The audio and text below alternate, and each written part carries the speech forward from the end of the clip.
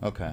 So this is a 2011 Ford Crown Victoria, but I'm pretty sure this applies to any of the Crown Vics from 1998 on up.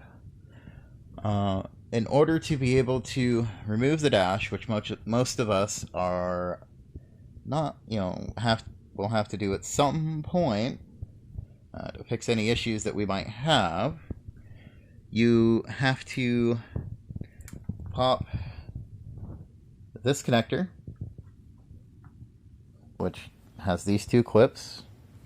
Use a screwdriver or something that you feel comfortable with popping those to not cause damage, especially if you're saving the interior.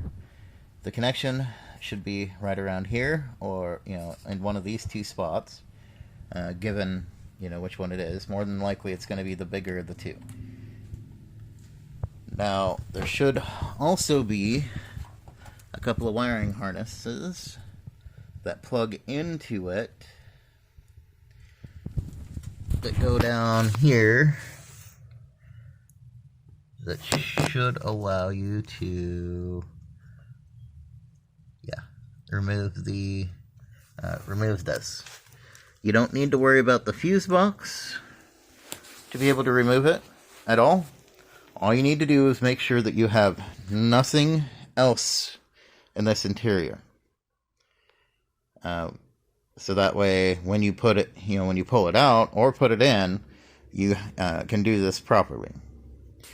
Now, what you're supposed to do is, after removing this, removing all these bolts here and the steering wheel, make sure on the steering wheel you keep it in as close to the same position as you can, so that way you don't damage the clock spring. If it, at least on the 2011, I don't know about any of the others, my educated guess is it's probably the same, is once you remove the 4 bolts that go to it, or the 4 nuts that go to it, it should be able to just slide out of that shaft after you remove all the wiring harnesses that connect into it. In my case, I'm keeping the wiring harnesses because I got a couple of issues that I need to solve. Now, with that wiring harness removed, it should keep your fuse box, driver door manual, and everything.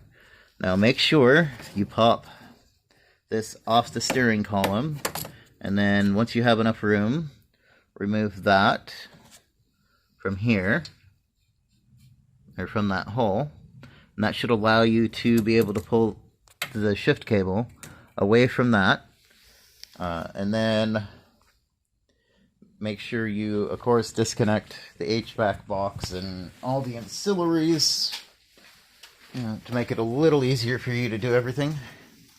They designed this to pretty much where you put it in this way, you connect, do everything. Connect, do everything over here, and then it just pretty much swings in. So from the passenger side to the driver. Now the bolts you need, are here. One in the middle, one over there. There should be one here,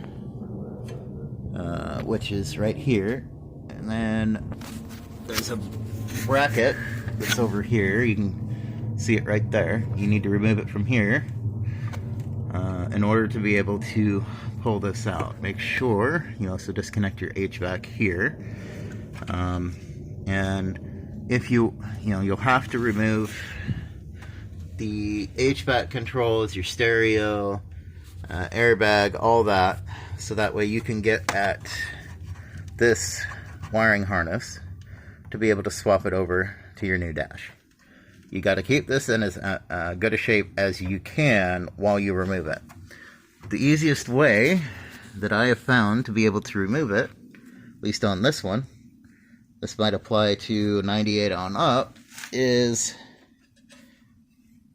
there's a bolt here and a bolt in here that goes to the vent. Once that's out, this basically just pulls out and you have access to all that. Once you lay the harness back in and get it nice and secured, put that back into place, swing it in, and you're good to go. The dash is the most complicated. It really is. But it is worth it if you're doing a complete interior swap. Now, on the seat belts, okay, those are all T50s. All of it. Yeah, all of it. So, if you have one that sticks, you know, like this one did to me, what you'll have to do is take it to a junk, cut it out, make sure you're trying to save the pieces that you want to keep. Like in my case, I want to keep this and this, so I'll have to cut it here, and then go to a junkyard and get this bolt. Yeah. The interior, thankfully, is simply straightforward, except for the dash.